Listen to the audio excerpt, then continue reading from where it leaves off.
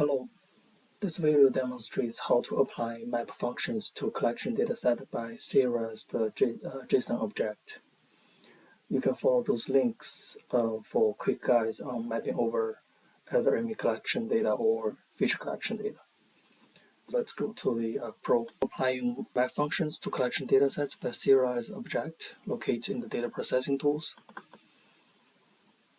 First, choose whether it's image collection or feature collection. Then select the one. We're going to use the same one that we created in the previous demonstration. And then we can select the Python script that contains the map functions. This one already contains the add time, so it adds an additional band named the time. This time we just add another one called ndvi, and then save it again.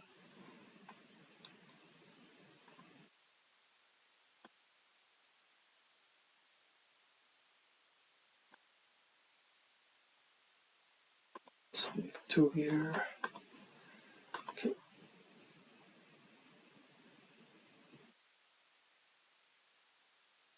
Running.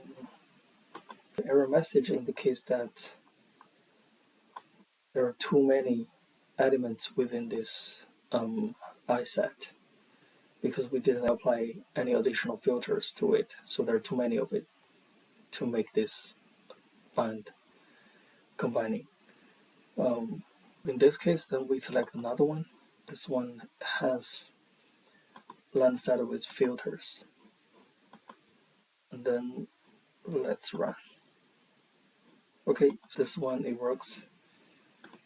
If we take a look at this one, a lot of filters with this mapping function. Rename, ndvi, combine B5 and B4. Okay, let's validate through add image collection by serialized JSON objects.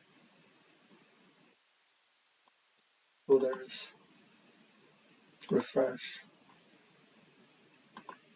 this one, select anywhere. Okay, at the bottom there's an ndvi which combines B5 and B4 in this map function.